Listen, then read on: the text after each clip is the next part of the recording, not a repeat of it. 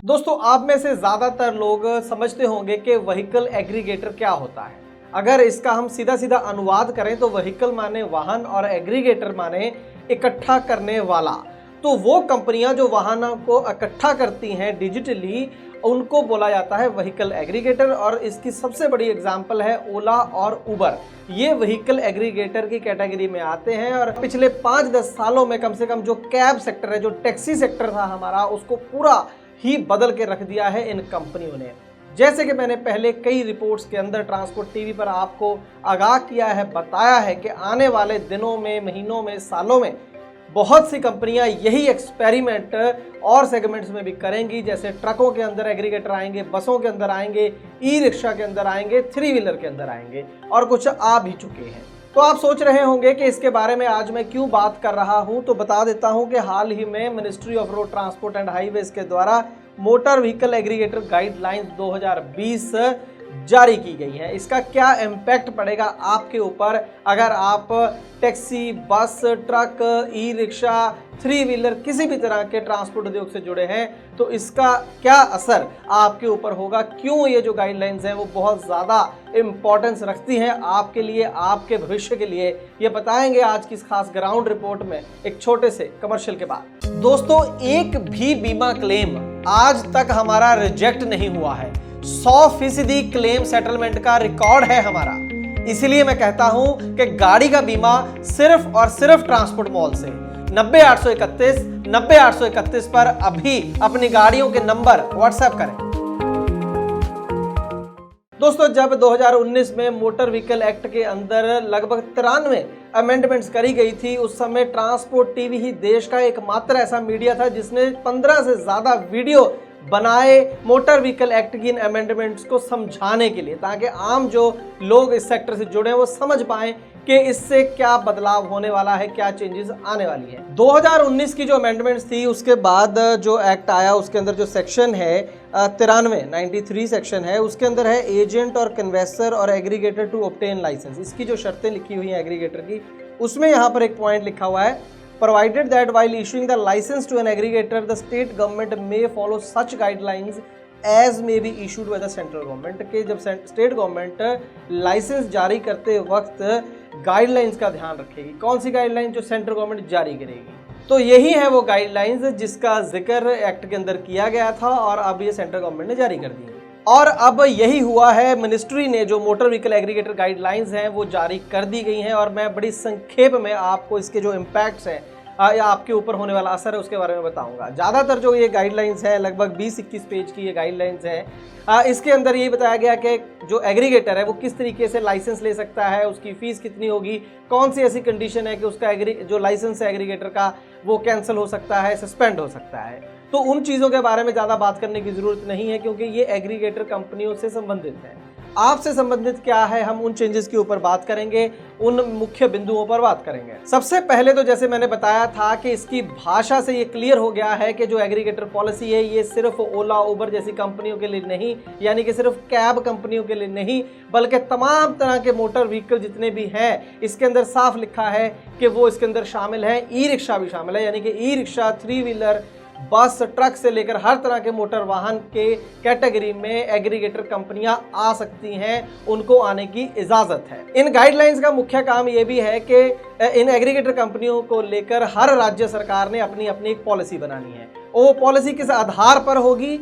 इन guidelines के आधार पर होगी। इसीलिए ये गाइडलाइन जारी की गई है। इन गाइडलाइंस के बाद जो राज्य सरकारें हैं वो इन गाइडलाइंस के आधार पर अपनी अपनी पॉलिसी बनाएंगी।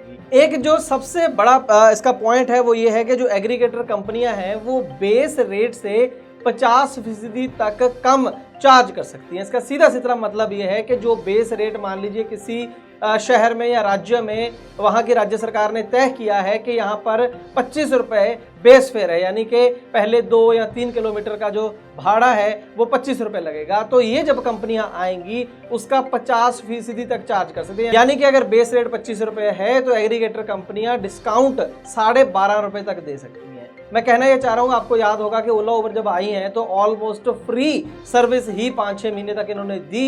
इनका लॉजिक क्या रहता है कि सर्विस फ्री दो, लोगों को आदत डाल दो, जो मौजूदा टैक्सी ऑपरेटर है उनको बर्बाद कर दो, वो बिजनेस से आउट हो जाएंगे जब, उसके बाद ये धीरे धीरे अपने रेट बढ़ाना शुरू करते हैं। तो इसमें एक लिमिट लगा दी है सरकार ने कि आप 50% तक डिस्काउंट दे सकते हैं बेस रेट में। भले जमाने में तो ये बोला जाता था कि जब किसी चीज़ की शॉर्टेज हो जाए और लेने वाले ज़्यादा हों, जैसे फिल्म की टिकट, तो ज़्यादा रेट में जब उसको बेचा जाता था तो बोलते थे ब्लैक मार्केटिंग। लेकिन आजकल क्या बोला जाता है? Surge price. आपने देखा होगा कि ओला उबर के केस में जब गाड़ियों की शॉर्टेज हो जाती है, डिमांड ज़्यादा होती है शाम को या त्योहारों के समय, तो सर्ज प्राइसिंग यानी कि रेट को बढ़ा दिया जाता है सडनली, 1.5 गुना, 2 गुना, 2.5 गुना, 5 गुना तक की ये सर्ज प्राइसिंग चली जाती है। लेकिन इन गाइडलाइंस के अंदर अच्छी चीज़ ये करी गई है कि जो सर्ज प्राइसिंग है उसकी एक सीलिंग लगा दी है, जो बेस फेयर है उससे 1.5 गुना से ज़्यादा जो है सर्ज प्राइसिंग नहीं कर सकती है ये एग्रीगेटर कंपनी। एक और अच्छा पॉइंट है इन गाइडलाइंस के अंदर, वो ये है कि जो भाड़ा, जो मान लीजिए टैक्सी वाला वसूलता है पैसेंजर से, यात्री से जो उसमें सफ़र करता है,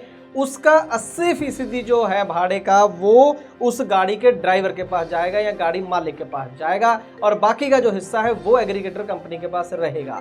ये एक बहुत बड़ी बात है। अगर आप बात करेंगे किसी भी ओला उबर के ड्राइवर से तो वो बताएंगे कि आधे से ज़्यादा, कई केसेस में 70-80% उनका कहना है कि कंपनियां ही ले जाती हैं। हालांकि 40-45% तो वो कहती ही हैं कि हमारा है, लेकिन इस केस में कहा गया है कि 80% जो किराया होगा जो यात्री दे रहा है वो जाएगा गाड़ी वाले के पास, चाहे वो मालिक है या ड्राइवर है। एक और अच्छी चीज़ इन गाइडलाइंस के अंदर है वो ये है कि 2 तरह की टैक्सी आज की डेट में हम देखते हैं ओला उबर के अंदर। एक तो कंपनी ने खुद खरीद रखी है और आपको एज अ ड्राइवर बुलाते हैं कि आप इस गाड़ी को चलाओ और पैसे कमाओ, और दूसरा होता है कि आप खुद निवेश करके अपनी गाड़ी जो है इनके साथ जोड़ देते हैं। तो उसमें अक्सर देखा जाता है, कंप्लेंट होती है कि जो उनकी खुद की गाड़ियां उनको काम ज़्यादा मिलता है, दूसरों को कम मिलता है। लेकिन इस पॉलिसी के अंदर कहा गया है कि ऐसा नहीं कर सकती एग्रीगेटर कंपनी, किसी के साथ भी किसी की तरह का भेदभाव नहीं हो सकता है। इसके अलावा ड्राइवर्स के लिए बहुत ही अच्छी चीज़ें इसके अंदर हैं पॉलिसी के अंदर। एक तो बोला गया है कि जो भी ये कंपनी है, एग्रीगेटर कंपनी है, उसको हर ड्राइवर का कम से कम 5 लाख रुपए का हेल्थ इंश्योरेंस कराना पड़ेगा। ये हेल्थ इंश्योरेंस है, एक्सीडेंटल इंश्योरेंस पॉलिसी नहीं है। हेल्थ इंश्योरेंस यानी अगर बीमार भी हो जाता है तो उसका हॉस्पिटलाइज हो जाता है, अगर हॉस्पिटल में भर्ती कराना पड़ता है तो उसका भी जो है 5 लाख तक का खर्चा कंपनी देगी। इसके अलावा टर्म इंश्योरेंस भी होगा 10 लाख तक का। किसी भी नेचुरल केस में डेथ हो जाए तो 10 लाख रुपए तक का बीमा वो भी करके देगी ये एग्रीगेटर कंपनी। इसके अलावा ये कहा गया है कि जो ड्राइवर हैं वो एक से ज़्यादा कंपनियों के साथ भी काम कर सकते हैं एक ही समय में, उसमें कोई मनाही नहीं हो सकती है। लेकिन कुल मिलाकर 12 घंटों से ज़्यादा गाड़ी ड्राइवर नहीं चला सकेंगे। इसके अलावा साथ ही ये भी कह दिया गया है कि राज्य सरकारें चाहें तो 2% सरचार्ज भी लगा सकती हैं, जो भी किराया या भाड़ा होगा अपनी कमाई भी साथ में कर सकती हैं। इसका भी प्रावधान इन गाइडलाइंस के अंदर दिया गया है। तो कुल मिलाकर अगर इसका निचोड़ देखें तो ये जो गाइडलाइन जारी की गई हैं, अगर ये लागू होती हैं, अगर राज्य सरकारें इनके बेस पर अपनी पॉलिसीज बनाती हैं और लागू करती हैं, तो निश्चित तौर पर अच्छी तरफ ये कदम है। खास करके 2-3 पॉइंट जो डिस्कस किया हमने कि एक तो 50% से ज़्यादा डिस्काउंट नहीं दे सकते, एक 1.5 गुना से ज़्यादा वसूल नहीं सकते, दूसरा 80% जो भी किराया होगा वो गाड़ी मालिक को जाएगा। ये बहुत अच्छा कदम है। देखते हैं कि ये जो कंपनीज हैं इसको हजम कर पाती हैं या नहीं, वो एग्री करेंगी इसको या नहीं। इसके अलावा लगता यह है कि अभी ज़्यादा ट्रकों के बारे में सोचा नहीं गया है। हालांकि इसके अंदर खुली छूट दे दी है कि कोई भी एग्रीगेटर कंपनी जो है वो आ सकती है, लेकिन फिर भी लगता है कि कई ऐसे पॉइंट्स हैं कि जो ट्रक एग्रीगेटर्स के लिहाज से अभी मिसिंग है, उनके ऊपर इसके अंदर बात नहीं हुई है। लेकिन एक बात समझ लें आप, अगर आप ट्रक उद्योग में हैं या बस उद्योग में भी हैं, कि एग्रीगेटर कंपनीज आज नहीं तो कल बड़े स्तर पर इस सेक्टर के अंदर आने वाली हैं। और जैसे मैंने कहा कि ट्रकिंग में बहुत सारी आ चुकी हैं, लेकिन बहुत ज़्यादा भी कामयाब नहीं हुई हैं। और बसेस के अंदर भी इक्का दुक्का कंपनीज विदेशों से आ चुकी हैं जिनके बड़े बड़े प्लान्स हैं, लेकिन लॉकडाउन के चलते, पैंडेमिक के चलते वो स्लो हो गई हैं। हम उम्मीद करते हैं कि ये जानकारी आपके लिए लाभकारी साबित होगी। ट्रांसपोर्ट टीवी देखने के लिए बहुत बहुत शुक्रिया। दोस्तों, अगर आपकी गाड़ी का बीमा खत्म हो चुका है और नए बीमे के लिए इंस्पेक्शन की जरूरत है तो ट्रांसपोर्ट मॉल को संपर्क करें। खर्चा तो कम होगा ही, देश के किसी भी कोने में आपकी गाड़ी हो, हमारा सर्वेयर वहां पर पहुंच जाएगा। इसीलिए मैं कहता हूं कि गाड़ी का बीमा सिर्फ और सिर्फ ट्रांसपोर्ट मॉल के प्लेटफॉर्म से 90-831 90-831 पर अभी अपनी गाड़ियों के नंबर व्हाट्सएप करें। ट्रांसपोर्ट टीवी को YouTube पर अभी करें सब्सक्राइब और दबाएं बेल आइकन। फेसबुक पर लाइक करें हमारा पेज और ट्विटर पर भी करें फॉलो। ट्रांसपोर्ट टीवी, जानकारी लाभकारी।